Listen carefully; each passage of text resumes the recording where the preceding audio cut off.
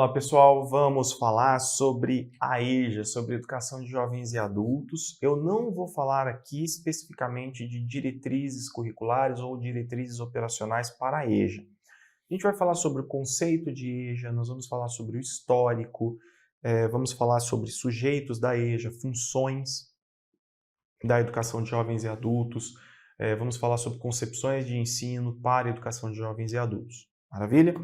Então, bora lá. Para começar, o que é a EJA? Você vai falar, Vinícius, isso é muito fácil, né? A EJA é uma modalidade que nós temos na educação básica. Maravilha, é isso mesmo. A EJA faz parte da educação formal. Vejam aqui, ó, na Resolução 1 de 2000, o artigo 5º, parágrafo único, diz assim: como modalidade dessas etapas da educação básica, a identidade própria da educação de jovens e adultos considerará, primeira coisa, né, aqui, ó, como modalidade das etapas da educação básica. Maravilha. Então, a identidade própria da EJA considerará as situações, os perfis dos estudantes, as faixas etárias e se pautará pelos princípios de equidade, diferença e proporcionalidade, na apropriação e contextualização das diretrizes curriculares nacionais e na proposição de um modelo pedagógico próprio, de modo a assegurar.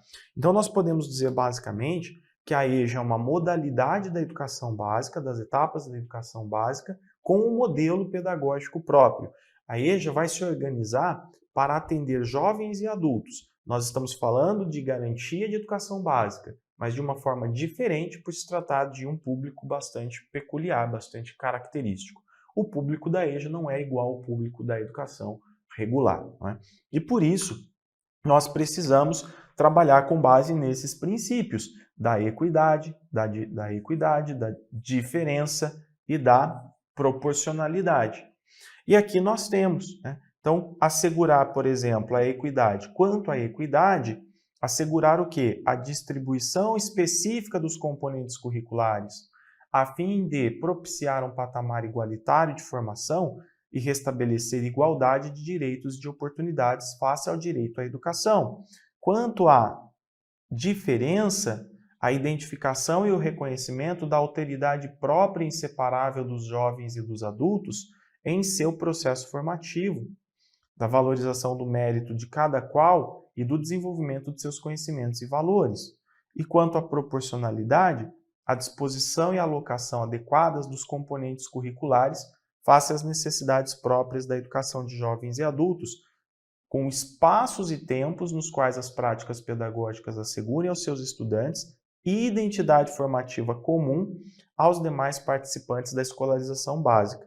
Então, nós queremos que os jovens e os adultos da EJA tenham uma formação integral, tenham uma formação básica, mas a forma como o currículo será organizado, os tempos, a forma como os tempos e os espaços serão organizados, o diálogo que nós teremos com os jovens e os adultos da EJA, considerando o contexto, a diversidade, seus interesses, necessidades e expectativas, isso é diferente. Isso é o que caracteriza a EJA, isso é o que dá identidade à EJA. E nós vamos valorizar essas pessoas, suas experiências, nós teremos que entender o que elas esperam da educação, da escola, dos conteúdos.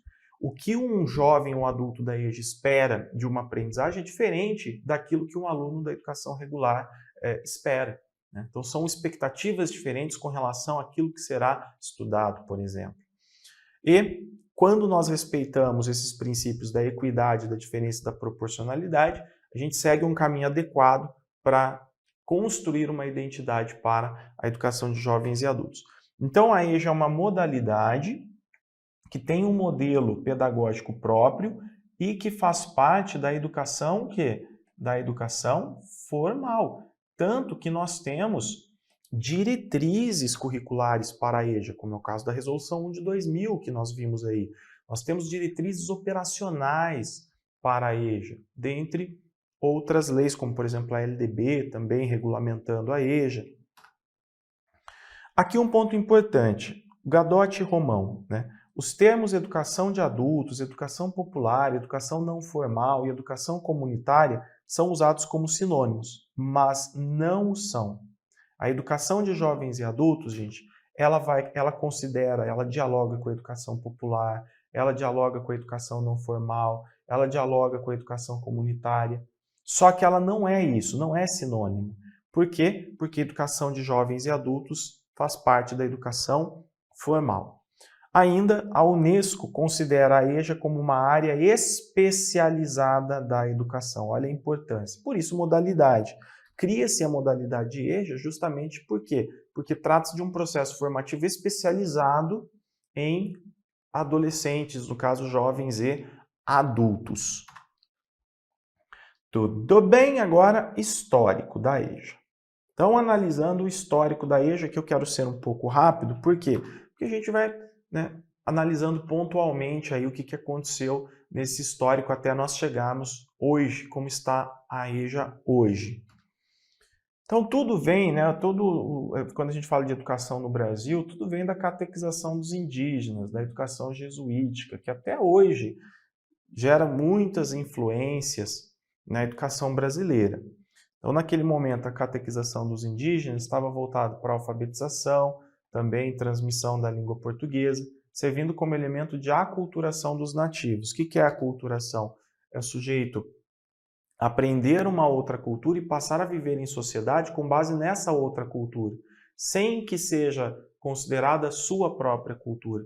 Então, a gente tem que tomar cuidado com isso, por quê? Porque, de certa forma, é uma influência que existe até hoje nos processos educativos no Brasil, né? Então, muitas vezes, nós queremos que o aluno aprenda isso, aquilo, desenvolva comportamentos, sem levar em consideração a sua própria cultura, sem também reforçar a sua própria cultura. Bem, com a família real no Brasil, há necessidade de formação de trabalhadores para atender a aristocracia portuguesa. E com isso implantou-se o processo de escolarização de adultos. Então, qual é o objetivo? O objetivo é valorizar o adulto, é garantir direito à educação para todos, inclusive para adultos? Não. O objetivo é formar minimamente o adulto para que ele possa servir a aristocracia portuguesa no Brasil.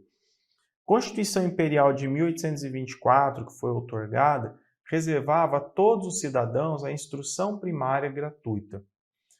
Na verdade, garante a educação para todos de uma forma muito estabanada, né, sem saber quem realmente vai garantir educação, enfim. Contudo, a titularidade da cidadania era restrita aos livres e aos libertos. Então, muitos adultos ficam de fora aí. Em 1854, surge a primeira escola noturna no Brasil, cujo intuito era o de alfabetizar os trabalhadores analfabetos. Até 1874 já existiam 117 escolas. Então, uma preocupação aqui com a alfabetização dos adultos. Em 1881, a Lei Saraiva, Saraiva por causa do ministro do Império na época, José Antônio Saraiva, esta lei proibiu o voto dos analfabetos por considerar a educação como ascensão social. O analfabetismo, então, estava associado à incapacidade e inabilidade social. Então, vejam, a educação é que promove o sujeito, né? Aqui a gente tem aquela visão de educação redentora. Educação redentora. Sem olhar para as desigualdades existentes na sociedade, para as relações de poder, a ideia que se tinha era de que o sujeito que passa pela educação básica, ele ascende socialmente. A gente sabe que, apesar de a educação ser muito importante para a nação como um todo, para o desenvolvimento da pessoa, etc., simplesmente passar por um processo formativo, passar pela escola, principalmente quando a gente tem dentro da escola um determinado currículo hegemônico, isso não garante ascensão social, porque, por exemplo, um currículo mais burguês, ele tende a formar as massas sociais para serem subordinadas socialmente. Então não há ascensão social. O que o sujeito consegue é arrumar um emprego, se posicionar minimamente na sociedade para servir uma classe. Mas não podemos falar necessariamente de ascensão social. Então essa é a crítica feita aí dentro do pensamento progressista. Essa visão de que a educação promove a ascensão social seria uma visão ingênua, típica da educação redentora, da educação como redenção do sujeito, aquilo que vai tirar o sujeito da marginalidade. Transição Império-República. Nesse período de transição, houve uma expansão da rede escolar e também de ligas contra o analfabetismo, visto que o analfabetismo era muito grande no Brasil nessa época, né, surgidas em 1910, que visavam a imediata supressão do analfabetismo, no caso aqui também vislumbraram o voto do analfabeto. Tá? Então, a expansão da rede escolar e as ligas contra o analfabetismo, surgidas em 1910, que visavam a imediata supressão do analfabetismo, vislumbraram o voto do analfabeto. Esse sujeito aqui ele precisa ser alfabetizado para poder votar, né? Existe um interesse político aí.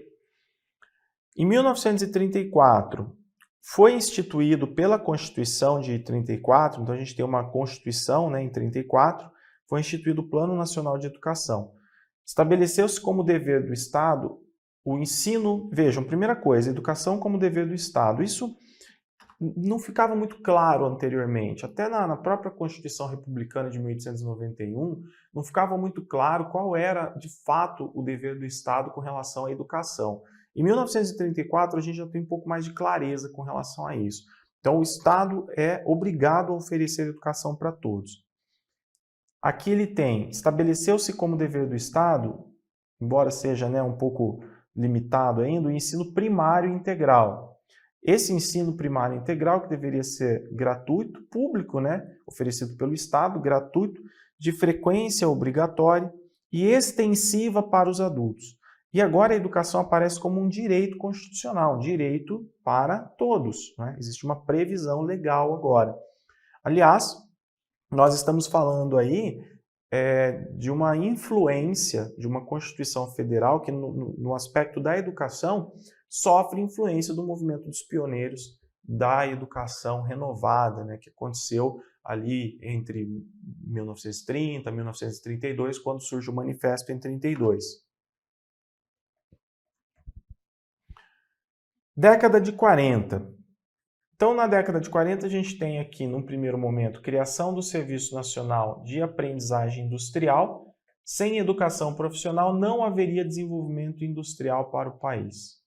Vincula-se, neste momento, a educação de jovens e adultos à educação profissional. Hoje, nós entendemos assim, você olha a LDB diz que a educação de jovens e adultos deverá vincular-se preferencialmente à educação profissional. Mas o que nós queremos é superar a ideia tecnicista. Uma das funções da EJA é a qualificação, mas é a qualificação do sujeito integralmente. Não é simplesmente preparar para o mercado de trabalho. Ali na década de 40, o que é muito marcante nas reformas Capanema, né, de Gustavo Capanema, que era o ministro da Educação da época, é essa questão de formar para o mercado de trabalho, de vincular a educação ao mercado de trabalho, né? O que vai ser muito forte depois no tecnicismo na década de 70, por exemplo. Mas já há essa nova perspectiva, né, de vínculo da educação de adultos com a educação profissional, essa preocupação de profissionalizar os adultos. Ainda na década de 40, surge a campanha de educação de adolescentes e adultos, na qual se começou a pensar o material didático para a educação de adultos. Este foi seguido por outros fatores da estruturação da EJA, tais como a realização do primeiro Congresso Nacional de Educação de Adultos, em 47, e do Seminário Interamericano de Educação de Adultos, em 49. Então, em 1940, a gente já começa a observar uma preocupação com políticas para a educação de jovens e adultos.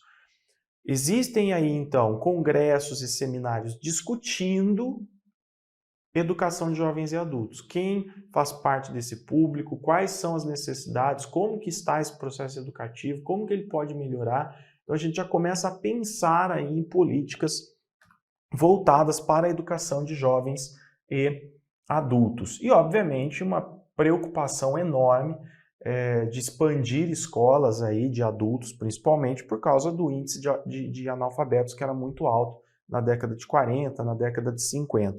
Então, ali na década de 50, a gente tinha por volta de 50% da população analfabeta no Brasil. 1958, um ano importante. Aqui a gente já tem o governo de Juscelino Kubitschek, né? Então, o Juscelino Kubitschek, ele solicita um estudo sobre ele convoca, na verdade, né, grupos de vários estados para relatarem suas experiências com jovens e adultos. E tem um grupo de Pernambuco que vai se destacar, que vai ganhar um amplo destaque, que é o grupo dos Círculos de Cultura de Paulo Freire.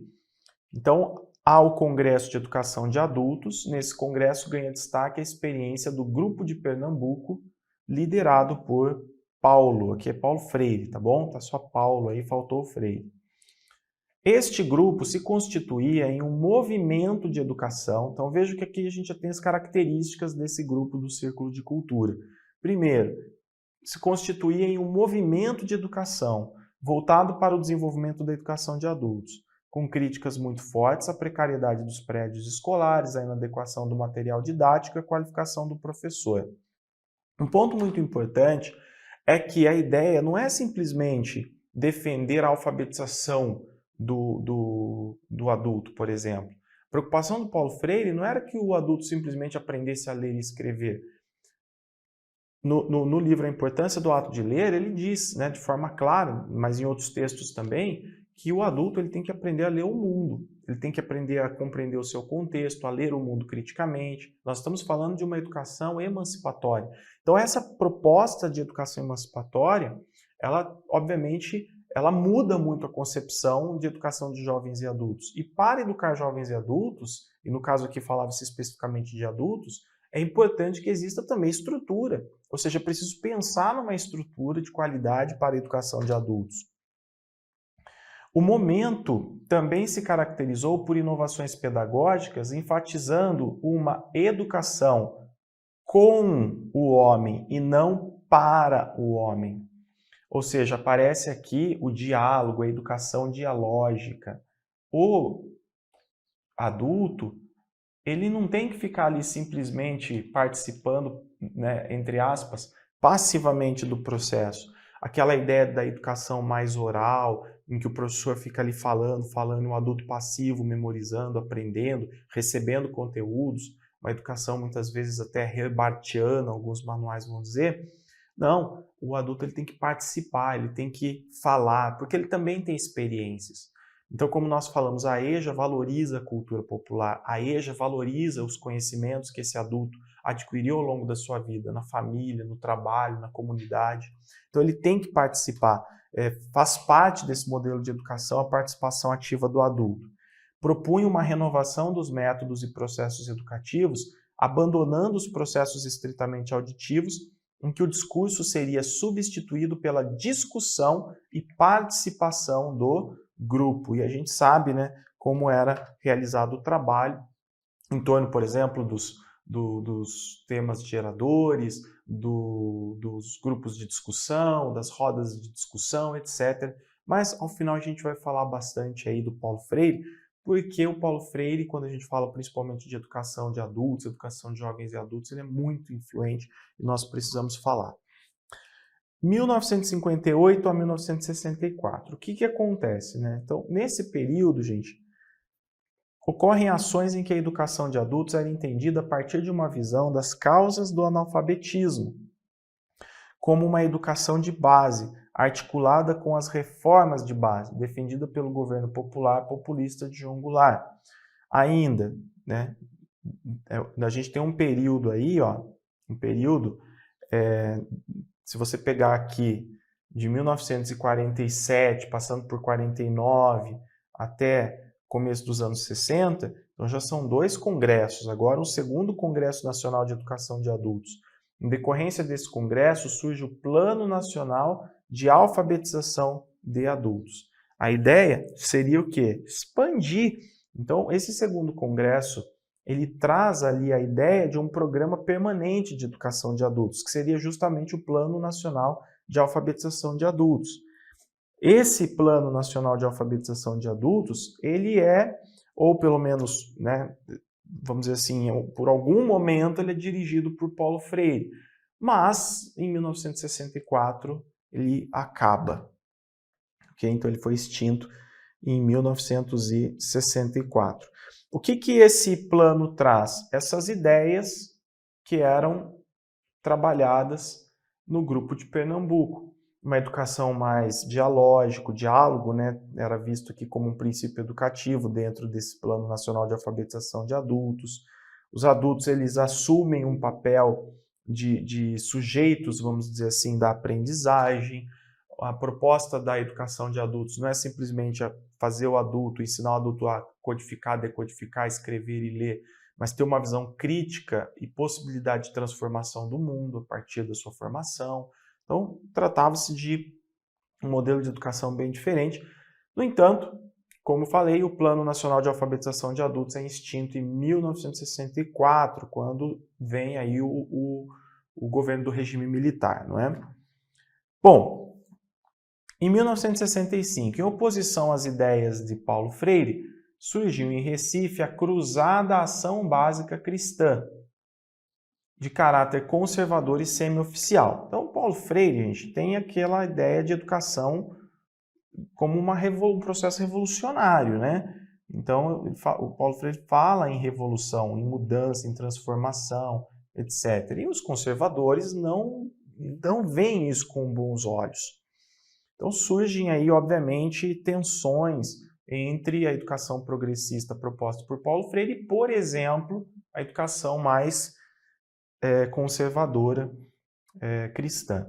Em 1967, veio o Movimento Brasileiro de Alfabetização, o Mobral.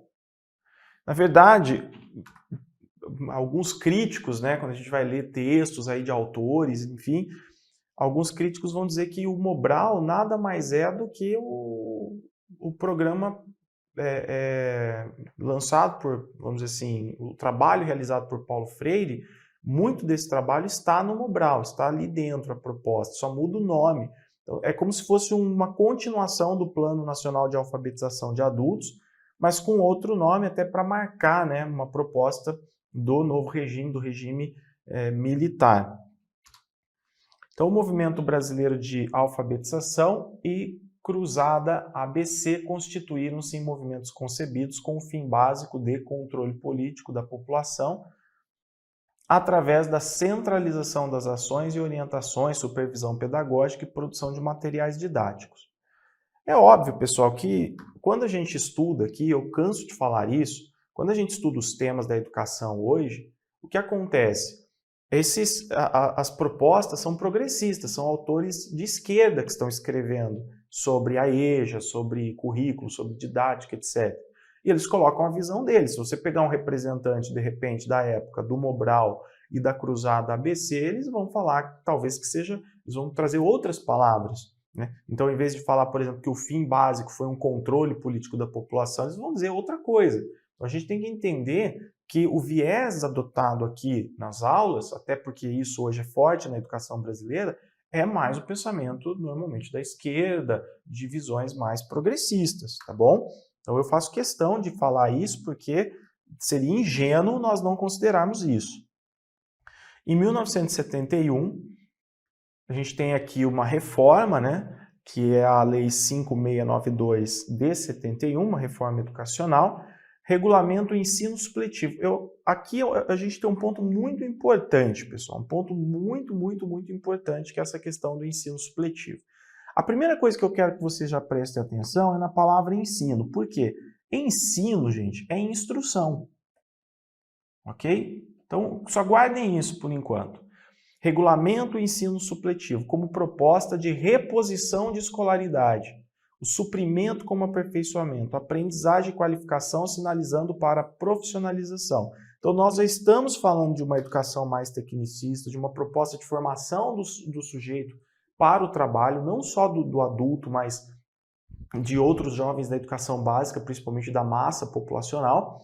E, no caso, a ideia é instruir, é tirar o atraso, instruir e colocar o sujeito no mercado. Em 1972, parecer do Conselho Federal de Educação, número 699, e documento Política para Ensino Supletivo, tinha como relator, né, Valmir Chagas, nome importante da educação tecnicista, explicitaram as características dessa modalidade de ensino, que é o ensino supletivo. Até hoje, na LDB, a gente fala, né, a gente tem o termo lá supletivo presente, ok? Até hoje. Agora, qual é vamos dizer assim, a proposta do ensino supletivo? É justamente recuperar o atraso, é formar a mão de obra e recuperar o atraso, ok? Então, isso é o que caracteriza, por isso que ele tem uma natureza, uma característica instrucional, trata-se de ensino. Em 1985, com a redemocratização do país, o movimento brasileiro de alfabetização é extinto e ocupa seu lugar a Fundação Educar, com as mesmas características do Mobral, porém sem o suporte financeiro necessário para a sua manutenção. Então, com a extinção da Fundação Educar, houve, gente, aqui, ó, vou colocar aqui, ó, extinta, né? Então, depois ela foi extinta e houve uma descentralização da EJA.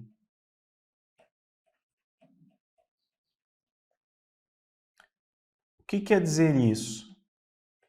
Isso quer dizer que a educação de jovens e adultos, ela passou a ser responsabilidade dos municípios.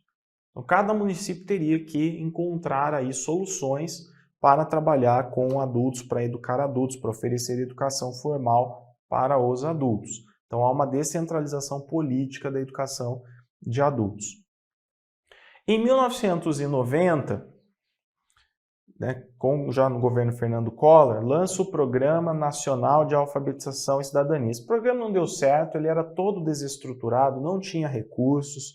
Então, o objetivo era, olha lá, reduzir 70% do número de analfabetos do país em 5 anos. Mas foi um programa totalmente bagunçado, sem recursos, não deu certo.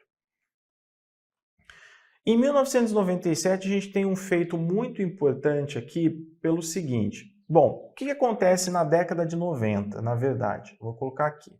E quando eu falo década de 90, a gente já tem como influência a Constituição Federal de 88 e, obviamente, a LDB, a Lei de Diretrizes e Bases, de 96. Então, aquilo que era um ensino supletivo, de natureza instrucional, ensino supletivo, ele se transforma em educação de jovens e adultos. A proposta agora muda. Quando a gente fala de jovens, educação para adultos, em vez de ensino agora, a proposta é educação. Porque educação traz um processo formativo muito mais amplo. Aqui, na verdade, nós temos diversos processos formativos. Então, o simples fato de falarmos de educação, nós já estamos considerando o quê? Diversos processos. Tá tudo torto aí, pessoal, mas eu sei que no teu caderno tá tudo bonitinho, tá? Diversos processos formativos, ideia de educação integral, ok? Aqui não. Aqui nós temos mera instrução. Então, os esforços nos anos 90, na década de 90, né, são para que a gente entenda a EJA como educação, né, ou seja, como diversos processos formativos preocupados com a formação integral do sujeito. E uma outra coisa, educação de jovens e adultos não é educação não formal. Então, por mais que ela esteja dialogando com a educação não formal, com educação em ambientes que não sejam ambientes formais, por mais que a gente esteja considerando a educação popular, valorizando a educação popular comunitária, trata-se de educação formal, como eu coloquei lá no começo. E o Estado tem a obrigação de garantir políticas públicas, recursos, dentre outros, para a EJA. Então, obrigação do Estado com relação à EJA. Tá? Bom, tá feião o negócio aqui, tudo rabiscado, mas eu sei que você anotou tudo bonitinho. Maravilha? E com isso, gente, eu acho que um ponto que fica muito importante também, com a Constituição de 88 e com a LDB, por mais que a LDB mantenha ali o termo supletivo, né, a ideia de suplência, enfim, uma coisa que é importante é que essa educação de jovens e adultos ela não pode mais ter caráter compensatório, assistencial, né? Então, a partir da Constituição e, consequentemente, da LDB, a educação de jovens e adultos, a EJA, é um direito. Não se trata em nenhum momento, em nenhum aspecto de educação compensatória e de educação assistencial. E em 97, para nós finalizarmos essa parte do histórico, a gente tem uma declaração muito importante, que é a Declaração de Hamburgo sobre Educação de Adultos, resultado da 5ª Conferência Internacional para a Educação de Adultos, chamada de CONFINTEA, né? Às vezes aparece esse termo, enfatiza que a educação de adultos torna-se mais que um direito, é a chave para o século XXI. Ou seja, ela é imprescindível. O Estado tem que garantir políticas, recursos, etc. É tanto consequência do exercício da cidadania como uma plena participação na sociedade. Além do mais, é um poderoso argumento em favor do desenvolvimento ecológico sustentável, da democracia, da justiça, da igualdade entre os sexos, do desenvolvimento socioeconômico e científico, além de um requisito fundamental para a construção de um mundo onde a violência cede lugar ao diálogo e à cultura de paz baseada na justiça. Então é como se nós disséssemos, a educação de adultos é uma chave fundamental para o desenvolvimento da nação, mas essa educação garantida como um direito para a formação integral do sujeito e não uma garantia assistencial compensatória para uma mera formação para o mercado de trabalho, para uma mera instrução, tudo bem? Bom, visto isso, a gente vai falar agora sobre funções da EJA, dentre outros assuntos. Eu vou fazer uma pausa e a gente já retorna.